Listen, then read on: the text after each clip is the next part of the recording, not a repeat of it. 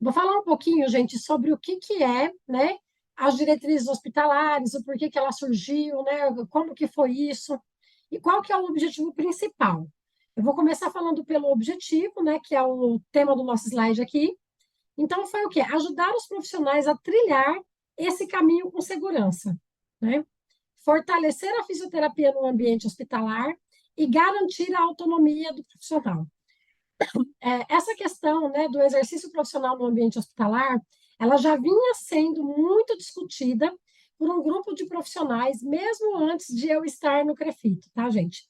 Antes de eu ser conselheira, eu fui presidente da Associação dos Fisioterapeutas do IANSP, e eu sempre defendi a valorização do profissional fisioterapeuta, mas principalmente o direito desse profissional fazer aquilo que é exclusivo dele e, obviamente, garantir que o paciente receba um atendimento digno, onde o fisioterapeuta possa exercer com plenitude o desenvolvimento, a manutenção e a recuperação das capacidades físicas. Porque eu entendo que quando a gente começa a fazer atividades que são dos outros e erroneamente as pessoas colocam como atividades compartilhadas, a gente acaba deixando de fazer o nosso. Né? E isso acaba sendo um problema tanto para a categoria profissional, quanto para o paciente que deixa de receber assistência que ele deveria. E aqui, só para vocês entenderem um pouquinho, né, do que é essas diretrizes, como que foi, né, por que a gente colocou. Então, quando a gente fala de fisioterapia hoje, não tem como, não tem, tá? Como a gente falar do nosso exercício profissional sem conhecer o Decreto-Lei 938 de 1969. Oi, De som de vez. Agora seu áudio tá top. E eu queria só dar o recado pra galera que quem tiver dúvida, vai colocando no chat, que eu tô aqui controlando o chat, vou olhando, vou juntar as dúvidas aqui da galera durante a live aí pra Cris poder atender as dúvidas de vocês no final aí, né? Então podem ir mandando no chat, tirando dúvidas, discutindo, trocando ideia, porque a ideia é essa, a gente trocar essa ideia aí, tirar todas as dúvidas e esclarecer as coisas. Pedir para vocês ajudarem a gente dando um joinha, dando aquele like na live e clica nessa setinha que tem embaixo e compartilha a live naquele grupo que vocês têm lá com a galera da Fisio, com a galera do hospital, para mais pessoas verem, porque isso vai ajudar a gente a espalhar essa mensagem, né? O Crefito vem com esse trabalho da diretriz aí já há mais de um ano, acho que mais de 2 anos, né, Cris? Acho que já está viajando aí, passando a mensagem das diretrizes, né? E quanto mais longe a gente conseguir levar isso, melhor, porque o trabalho do Crefito 3 é passar isso em São Paulo, mas quando eu dei a ideia da Cris da gente fazer a live, a gente discutir isso não só em São Paulo, no nosso estado, mas também levar essa discussão para os outros estados, porque inclusive alguns crefitos já começaram alguns projetos parecidos com esse da diretriz aqui de São Paulo. Então é interessante a gente levar essa discussão adiante, expandir para todos os fisioterapeutas, todos os hospitais, e quanto mais a gente discutir e conversar, mais redondinho a coisa consegue ficar, né? E a gente chegar numa melhora tanto para a gente quanto para os pacientes, que é o grande objetivo, tá certo? Agora pode aí, desculpa a interrupção. então bora lá. Só retomando aqui, quando a gente fala de exercício profissional do fisioterapeuta, eu não tenho, tá? Como entrar nesse assunto sem trazer, né, sem relembrar vocês do decreto 938 de 1969, tá? Esse decreto, ele é de extrema importância para a nossa profissão, porque foi ele que conferiu a nossa autonomia profissional. Foi graças a ele, né, que lá atrás, né, anteriormente a ele, como que funcionava? Existiam os técnicos em fisioterapia, né, e esses técnicos eles eram submetidos, aí, subordinados a uma outra categoria profissional. Com a aprovação desse decreto, nós passamos a ser profissionais de nível superior e com autonomia para definir as nossas condutas, fazer avaliação, enfim, toda uma série de pontuações que a gente vai fazer no decorrer da live. E, obviamente, que eu não posso deixar de falar para vocês que toda profissão, ela é criada e ela tem uma finalidade, né? E qual que é a nossa finalidade profissional? Se vocês abrirem o Decreto-Lei 938/69, vai estar lá no artigo 3º que É privativo do fisioterapeuta. Gravem isso. É privativo do fisioterapeuta e foi para isso que nós fomos criados, tá? Fazer desenvolvimento, manutenção e recuperação das capacidades físicas, tá? Não esqueçam nunca disso. Por quê? Toda vez que alguém quiser atribuir alguma função para vocês, vocês têm que fazer uma reflexão e falar: peraí, se eu estiver fazendo isso daqui, eu estou desenvolvendo, mantendo e recuperando função? Se tiver, é minha função, se não tiver, não é. É essa a reflexão, tá? Em 1975, foi criado, né, aprovada a Lei 6.316, que criou os conselhos, o federal e os regionais. E qual é a função principal, a função primordial, né, do COFITO, né, que é o Conselho Federal de Fisioterapia e Terapia Ocupacional? É normatizar o exercício profissional. Essa é a função principal. Então, o que a gente precisa entender? Não é a instituição, o gerente, o diretor clínico, o coordenador, o, o superintendente, que vai normatizar o meu exercício profissional, que vai falar aquilo que eu posso ou não fazer. Quem vai dizer isso é o COFITO, o nosso Conselho Federal, né, que atualmente está presidido pelo CEPEDA. Né? E, então, o que acontece? A gente tem que seguir à risca o que o Conselho Federal normatiza. A função do CREFITO é fiscalizar o exercício profissional. Então, ele fiscaliza aquilo que o COFITO normatiza e a gente verifica se está sendo ou não executado, se está certo ou não. Tá? Então, é isso o papel do CREFITO, é fiscalizar o exercício profissional. Em 1992, foi publicada uma resolução do COFITO, que é a resolução 139, e ela dispõe sobre a responsabilidade técnica. Então, quando você faz a abertura lá do seu consultório, da sua clínica, ou de um serviço dentro do hospital que vai oferecer a fisioterapia, vai ter um responsável técnico nesse serviço.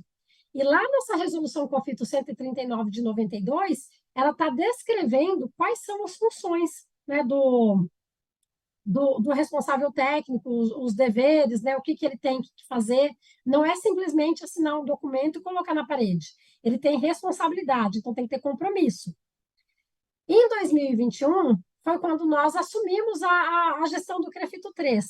A gente assumiu em fevereiro, e se não me engano, quando foi em junho de 2021, a gente já publicou a portaria 99, né, que foi bastante polêmico, né, todo mundo que fez alguma queixa a gente chamou para discutir, a gente acolheu, fizemos discussão com o COFITO, discutimos com a Sobrafira, ouvimos os profissionais, e em 2022 nós publicamos uma atualização da portaria 99, que foi a portaria 185.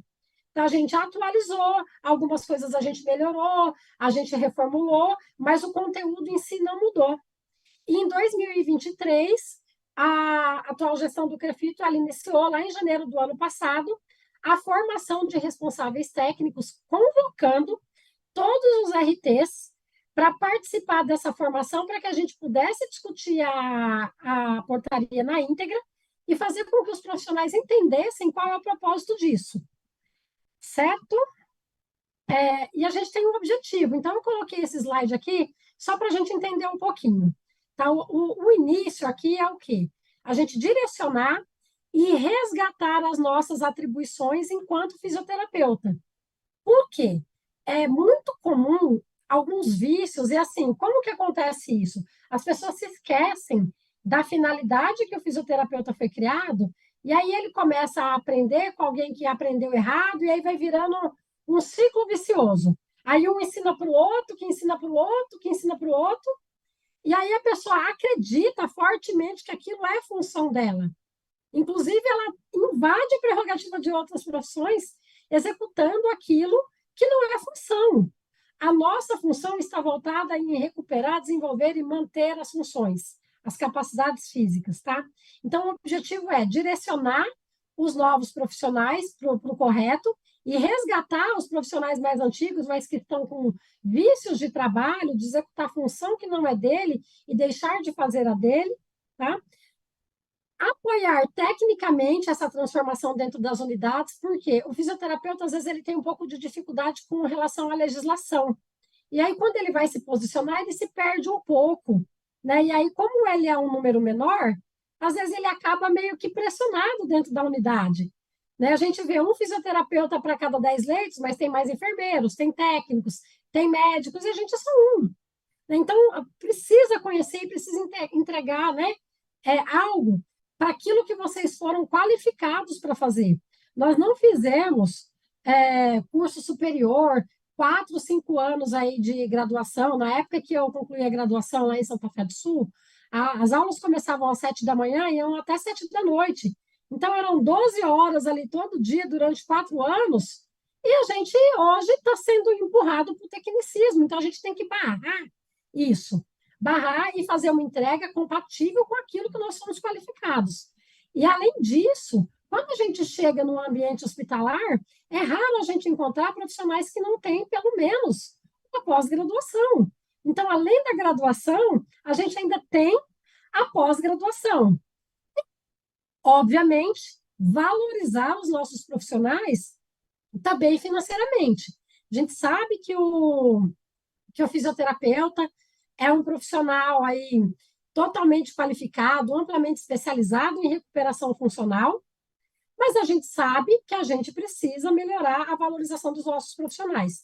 Isso é fato, tá? Isso é fato. E aqui, gente, eu vou colocar um vídeo antes da gente falar das diretrizes, e agora é a surpresinha que a gente não sabe se vai sair o som ou não, mas nós vamos descobrir agora. Tá? E é super importante que vocês se atentem a isso e depois eu vou explicar o porquê.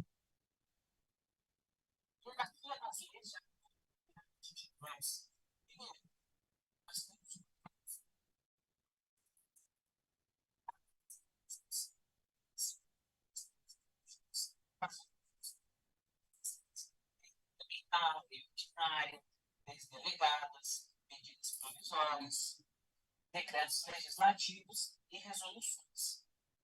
Por último, nós temos os atos normativos, por exemplo, as portarias, decretos, regulamentos, com as instruções. Se você não for perceber, nós seguimos o crescimento desse perfil. Conseguiram ouvir? Não, né?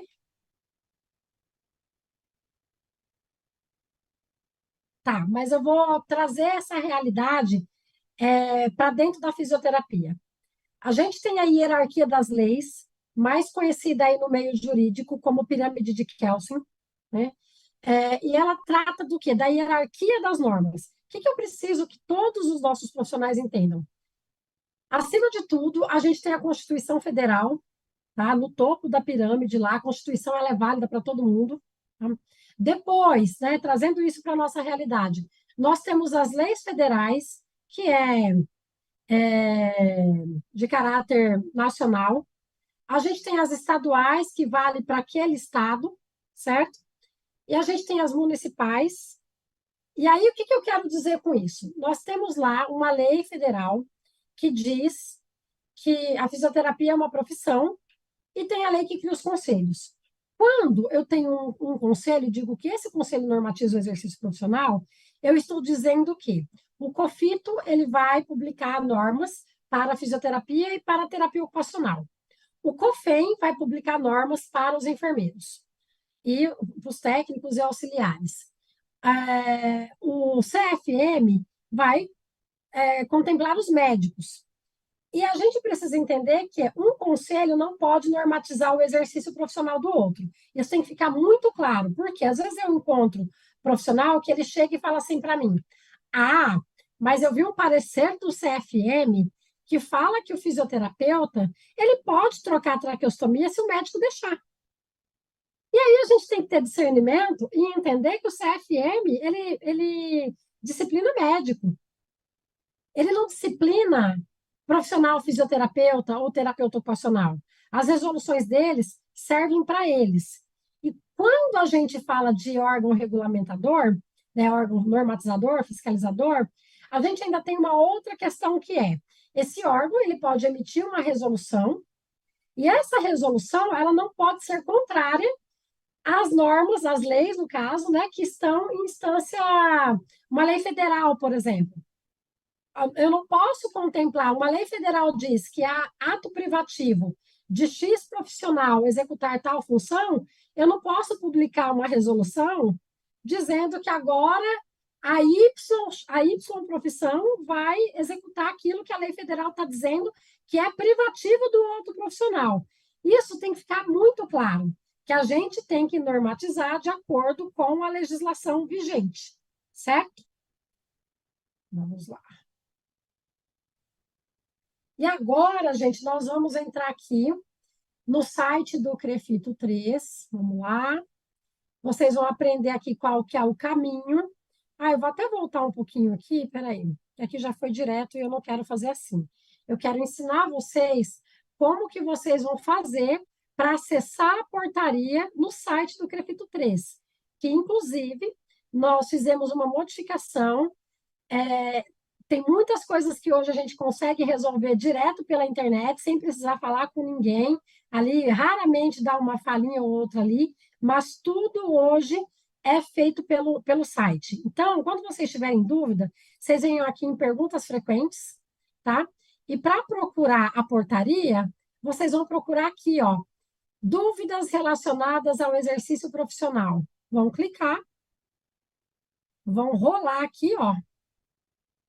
Aí que tem várias coisas que é super importante que vocês conheçam. Olha que bacana esse aqui. Autonomia profissional, né? Inexistência de subordinação. Todo fisioterapeuta precisa ler esse parecer que foi elaborado pelo Dr. Gustavo Quirino, procurador jurídico do CREFITO. E aqui embaixo, ó, nós teremos, cadê? Será que eu passei e não vi? Não, tá aqui, ó. Diretrizes hospitalares, portaria do CREFITO 3. Vai clicar aqui e vai abrir a portaria, que ela já está aberta aqui numa outra página. Cadê? Não. Eu voltei para ela. Vamos lá. 160, né, Ivens? Que fica uma imagem boa. Pronto. Vou deixar grandão aqui para vocês. Então, agora a gente vai discutir um pouquinho, né, da portaria, para a gente poder avançar e cumprir o tempo. Então, vamos lá. Já vou direto nos artigos, depois vocês fiquem à vontade, acessem o site, leiam a portaria na íntegra. Mas eu vou falar um pouquinho para vocês aqui sobre, né, o primeiro artigo, já que já vamos polemizar. O fisioterapeuta possui autonomia